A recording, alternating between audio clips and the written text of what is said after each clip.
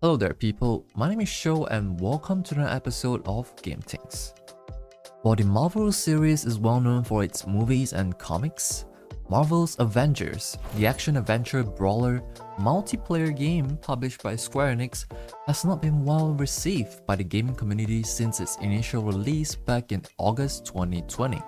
The game was moving towards the game-as-a-service genre, whereby the companies behind the game will provide content updates to the game as the game goes, and ask for a price for the new release content instilled to the game. If you're familiar with how Destiny 2 releases its content, that is the gold standard of game as a service in this era. Coming back to Marvel's Avengers the game, Crystal Dynamics, one of the lead developers of the game, had announced the end of development of the game, and official support will end completely alongside the listing of the game from storefronts, all on September 30th, 2023. With single player and multiplayer mode remain accessible to the players. The developers have also noted that a final version 2.8 update will arrive on 31st of March 2023 with only balance updates and turning off the cosmetic marketplace without any new content or cosmetics update. In-game currency, credits will also no longer be purchasable once the update is live, and all the remaining players' credits in the account will be converted into in-game resources. Now, I've never watched every single Marvel movies, and I probably only know a few of their names. But when it comes to games, I don't think you need someone to tell you that having 9 battle pass for 9 different characters doesn't put the game in a good light. And I guess the aspect of the game as a service genre that really puts me off is the repetitiveness of the gameplay aspect with no interesting sparks, which kind of makes the experience more like a tasteless mobile grind, where a boatload of them are already existing and is still counting on. And guess what? Some of the games you probably don't even have to pay a dime to experience most of its contents. Things get even worse if the game requires weekly or monthly grind that might take a day or two of a free time in a week just to finish the minimum requirements, so that you don't miss out on a special skin or item that you might not even like, but just doing it for the sake of not missing out. I don't know. Some people are fine with it because maybe they already have the game or they just like the experience. Coming this far, just to make it clear that I'm only criticizing the multiplayer aspect of the game, and the single player mode is still a great one-time experience. Anyways, I digress. At the very least, we still have an actual good Marvel game, Marvel's Guardians of the Galaxy, and I do recommend you to check out the game if haven't already. Continuing with our next story, after the first piece of news, I guess we can safely say that no companies hate money. Off-World Industries, the developer and publisher of the game Squad, had promised to have no paid DLC for the game, and that only lasted until a few days ago, because the developer backtracks its decision and will now be introducing DLCs that contain emote on its upcoming update. Off-World Industries have defended its decision, stating that it requires new source of revenue to remain healthy, and the decision is to help fund the development of the game. Surely, it will only be emotes at the moment, but how long will it last? Not gonna lie, I just had a deja vu. Now, I will not say that the developers are not updating the game, because last year alone, free updates added new faction, weapons, maps, and a cool amphibious vehicle. Credits are given where it is due, but hopefully, the huge player base of Squad will continue to keep the devs in check so that they won't go full Fortnite or even worse, Marvel's Avengers. Moving on, 2023 just doesn't seem to be a good year for many game developers and companies out there. Ubisoft had this game codenamed Project Q, which was officially announced back in April 24th, 2022. While I can't show you any of the footage, this is the tweet from Ubisoft, stating that Project Q is a team battle arena that is in early development as of the date of its announcement. They even had a link that brings you to register your interest,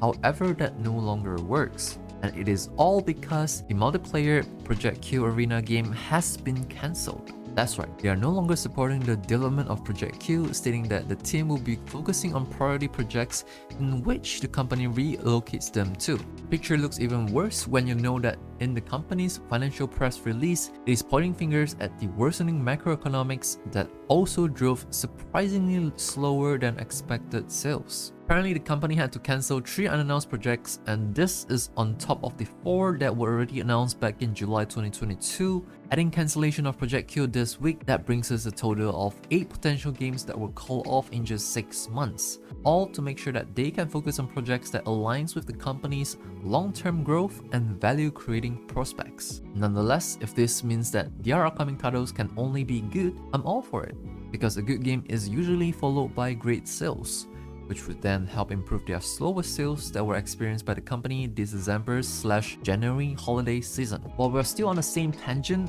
confirmed by Satya Nadella, the CEO of Microsoft, the company had just confirmed 10,000 layoffs, which amount to less than 5% of the company's total workforce. Job cuts apparently affected people who work under the umbrella of Xbox and Bethesda, on top of the Microsoft teams at large, and has taken place starting January 18, 2023. Needless to say, the macroeconomics have slowed down globally in 2022, and most companies are preparing themselves for the same situation, if not worse, in 2023. And if that still doesn't convince you how bad the economic outlook is like at this point in time, even Google, confirmed by its CEO Sundar Pichai, had to break the news to some 12,000 employees that the company had to cut their jobs in a memo written by Sundar just last week on 20th January 2023. I'm just going to stop here, because reporting financial news is not something that we cover, but if I were to go on, this episode is going to last long enough for the next 2 to 3 weeks. Engine turn on, cogwheel and turbine spins, system engaged to flash news mode. GTA Trilogy have made its way to Steam after a year of its disastrous launch, which was released as a Rockstar Store exclusive for PC back in November 2021. The trilogy comprises of Grand Theft Auto San Andreas, the Definitive Edition, Grand Theft Auto 3, the Definitive Edition, as well as Grand Theft Auto Vice City, the Definitive Edition. For better or worse, the trilogy is also coming to Epic Games Store. Rockstar had also instated that the trilogy will be coming to Epic Games Store this January. However, just a note here, the game is yet to be seen on the store as of this recording. If you do wish to get a trilogy, it is on sale currently for 50% off, in which the same discount will be applied to the Epic Games Store launch. And what makes it better is that Rockstar did mention that the trilogy will be supporting Steam Deck as well. So, is this the nth time of you buying the game, or did you quote-unquote get it by other means? Be sure to let us know by leaving a comment down below. Here's a quick mention on A Plague Tale Requiem. Nvidia has added ray tracing support to the game, although it is only ray trace shadows, but I'm glad that they are adding more ray tracing supports to the modern games nonetheless. On top of that, it is also claimed that the game is able to achieve visual improvements on shadows with minimal performance impact, although your mileage may vary. If you wish to see the before and after comparison, there will be links down below. Comparatively speaking, it does have its own improvements, but if you just want to play the game, it should not affect your experience too much. Speaking of things that does not affect you, well, I'm guessing most of you. Sony's PlayStation Virtual Reality headset, PSVR 2, have revealed its list of launch titles that will be available on the same day as the hardware goes official on February 22nd, 2023. Some better known titles that I will want to know how well it plays and performs include Gran Turismo 7, which is a free update to the PS5 version of the game, Horizon Call of the Mountain, as well as Resident Evil Village, also a free update received from the original PS5 version of the game. Out of all the games that were revealed, which one do you think will get the most traffic among the PSVR 2 users during the first month of its release? Be sure to let us know. Another PC port that is coming a week before PSVR 2 headset gets released, Returnal. The game is said to support Nvidia's ray trace shadows and reflections, DLSS, AMD's FSR technology, and more graphical and audio options. One thing that caught my attention previously is the reported recommended PC specs that requires as much as 32 gigs of RAM introduced by the game developers. After all, you do not need 32 gigs of RAM to run this game. 16 gigs of system memory, with recommended CPU being an Intel i7 8700 or AMD Ryzen 7 2700 equivalent. On the GPU side, Nvidia's RTX 2070 Super 8GB model or AMD Radeon RX 6700 XT 12GB model is listed as recommended specs. From the looks of it, this game either have some great optimization or it simply doesn't require that much power to run. Returnal is coming to PC on February 15, 2023. The voice actor of Raiden, or Raiden, depending on where you live, from the Metal Gear Solid series, Quinton Flynn, had teases the upcoming announcement for the series on Twitter. Considering the 10th anniversary of the Metal Gear Solid franchise is happening next month on February 2023, it is possible that we might see an official mention or teaser on the upcoming Metal Gear Solid title from Konami. And on the topic of tease, here is a new teaser on the upcoming DLC for the game Dead Cells. It is called Return to Castlevania. While no firm release date has been shared, players can expect the DLC to be made available in 2023 for Nintendo Switch, PlayStation, Xbox, as well as PC. Here's another tease/overview on the upcoming Like a Dragon Ishin game. In this another live teaser, we can see that gardening, preparation, and most importantly, petting a dog is doable in this game. Like a Dragon Ishin is coming to multiple platforms on February 21st, 2023. And finally, do you know that Google Stadia actually have exclusives? One of them being Gylt, an action-adventure and atmospheric puzzle game. I really love the visual of the game. So to those of you who are excited about the game, know that it is indeed coming to the other platforms in 2023. No specific dates have been mentioned, but we will definitely keep you updated.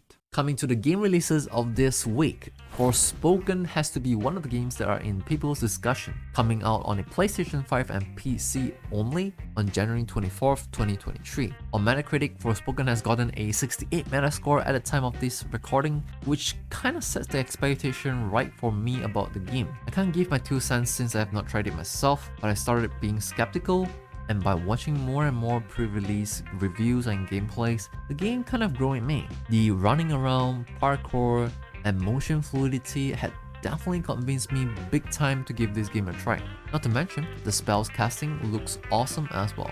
Up next, World War Z is coming to PlayStation 5, Xbox Series X and Series S, also on January 24th, 2023.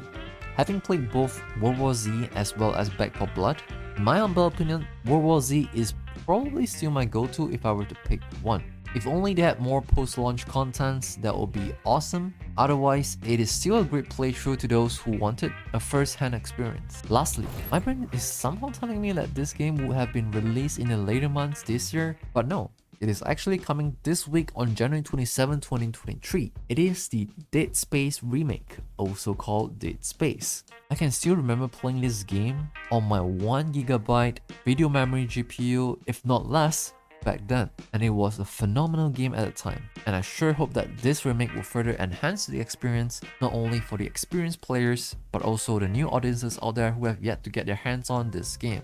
It's also nice that they don't require 32 gigs of system RAM as recommended specs to run the game. Now it is that time of the week again on the Epic Games Store. This week offering includes Adios, where in this first-person narrative game, you're playing as a pig farmer in the Midwestern United States.